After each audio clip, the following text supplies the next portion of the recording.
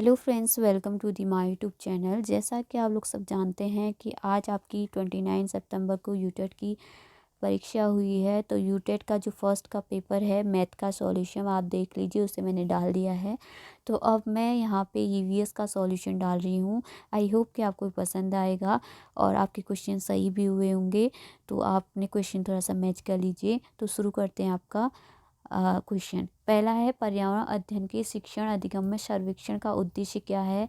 समुदाय के सह अन्योन क्रिया का अवसर प्रदान करना, ये तो सही है।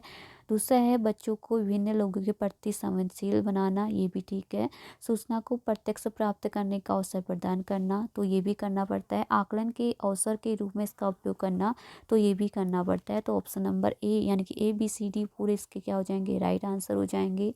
अगला क्वेश्चन है, सतत पोषण विकास के लिए क्या करना चाहिए? जीवाश्म ईंधन का अधिक उपयोग करना चाहिए, तो ये तो नहीं करना चाहिए। अधिक खनिज का दोहन करना चाहिए, तो नहीं करना चाहिए। जल का दोहन करना चाहिए, नहीं करना चाहिए। कि उर्वरक एवं कीटनाशक का उपयोग करना कम करना चाहिए, तो option number D is right answer. अगला है, किसी खाद्य श्रृंखला में सामान्यतः प्राथमिक जीव होते हैं, तो खाद्य श्रृंखला में प्राथमिक जीव क्या होता है? प्रकाश संश्लेषी होती हैं। अगला क्वेश्चन है आपका, निम्न में से कौन प्राकृतिक संसाधन नहीं है? तो लकड़ी का मकान क्या आपका प्राकृतिक संसाधन नहीं है, क्योंकि खुद बनाया जाता है। अगला है, अंतर्राष्ट्रीय पर्यावरण शिक्षा कार्यक्रम शुरू किया गया था किसके द्वारा? तो यूनेस्को के द्वारा। अगला क्वेश्चन है, पर्यावरण की कक्षा में समूह गतिविधि की रूपरेखा तैयार करते समय आप निम्नलिखित में से किस बात का ध्यान रखोगे? तो बच्चों के हित को शामिल करना, तो ये करेंगे। दूसरा है, लड़की लड़कियों को समान रूप से रोचक लगे, ये भी करेंगे। महंगी सामग्री का उपयोग करना, तो महंगी सामग्री का उपयोग नहीं करेंगे। सभी धार्मिक एवं सामाजिक पृष्ठभूमि के बच्चों हेतु रोचक बनाने, ये भी करेंगे। तो ए, बी और डी यानी कि ऑप्शन नंबर राइट आंसर। अगला है, क्षतिग्रस्त जंगल को फिर से तैयार करने के लिए शुरू किए गए प्रमुख कार्यक्रम को क्या कहा जाता है? तो आपका क्या कहा जाता है? वो वन संवर्धन। Option number D is your right answer. अगला है, के कारण भूजल समाप्त नहीं होगा, तो किसके कारण भूजल समाप्त नहीं होगा? वनीकरण की प्रक्रिया के द्वारा आपका जो भूजल होगा वो समाप्त नहीं होगा। Option number A is your right answer. अगला है, अस्पतालों से जैविक कचरे के निस्तारण के लिए निम्नलिखित में से कौन सबसे अच्छा तरीका है? तो वो है आपका भस्मीकरण। Option number C is your right answer. अगला है, पौधे और जानवरों की प्रजातियों जो विशेष रूप से एक ही स्थान पर रहती है, तो उन्हें क्या कहा जाता है? तो उसने क्या कहता है? स्थानिक कहा जाता है। अगला है, फसलें जो बरसात में बोई जाती है यानी कि रेनी सीजन में कौन सी फसलें बोई जाती है? खरीफ की। अगला है, निम्न में से कौन समाप्त होने वाला प्राकृतिक संसाधन है? तो वन क्या है आपके जो यहाँ फॉरेस्ट भी दिया गया है, यहाँ वन दिया गया है, तो कौन है आपका जो संसाधन समाप्त हो सकता है? वो है वन।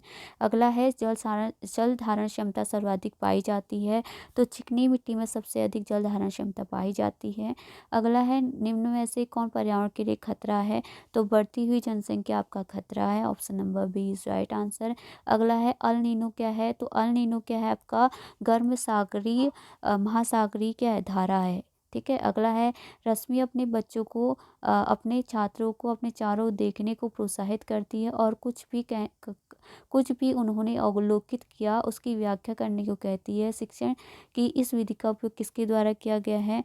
तो वो क्या करती है? पहले दिखाती है, फिर उसको अवलोकित करने के लिए कहती है।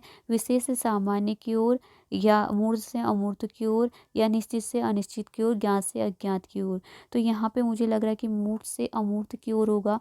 तो देख लीजिए एक बार से कंफर्म, आप इससे थोड़ा सा देख लीजिएगा।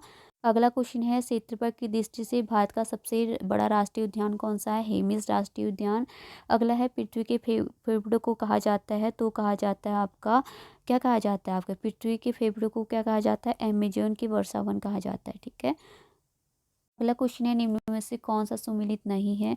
पहला, सांस छोड़ी गई हवा में ऑक्सीजन की मात्रा 16.4% होती है। भीतर ली गई हवा में ऑक्सीजन की मात्रा 21% होती है। अगला है आपका,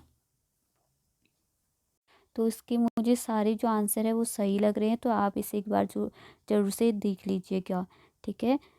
तो अगला क्वेश्चन है, स्तंभ ए स्तंभ बी को सुमेलित कर लीजिए। तो यहाँ पे विश्व जल दिवस कब मनाया जाता है? तो आपका 22 मार्च को मनाया जाता है। फर्स्ट का तो हो गया 2। विश्व पर्यावरण दिवस कब मनाया जाता है? पृथ्वी दिवस 22 अप्रैल को मनाया जाता है, ये भी आपका ये हो गया। तो इस प्रकार से आपको जो फर्स्ट है, फर्स्ट का क्या हो गया? सेकेंड हो गया। तो फर्स्ट का क्या है? बी है, तो यहाँ पे फर्स्ट का बी एक ही दिख रहा है, बी वाला ऑप्शन, तो ऑप्शन नंबर बी क्या हो जाएगा? आपका राइट आंसर हो जाएगा। क्वेश्चन है आपका, मछली में किस प्रदूषक पदार्थ की मात्रा उच्च मात्रा पाए जाने पर उसे खाने योग्य मनुष्य को मीना माता रोग हो जाता है? तो जब उसमें क्या होता है?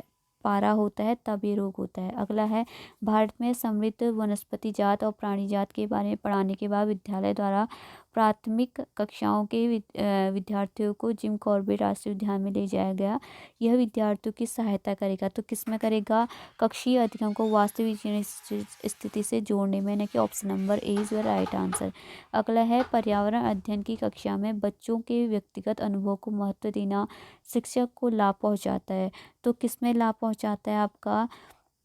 टू कनेक्ट टू सब्जेक्ट, यानी कि विषय को बच्चों के अनुभव संसार से जोड़ने और विमर्श और सीखने में बढ़ावा देने में मदद करता है। अगला है, हमारे देश में निम्नलिखित में से कौन सा ठंडा रेगिस्तान है? तो वो है आपका लद्दाख। आई होप कि आपको वीडियो पसंद आई होगी, अपना आपने मैच कर लिया होगा। अगर वीडियो पसंद आई है तो प्लीज़ लाइक करें, शेयर करें और सब्सक्राइब करें। Thank you so much.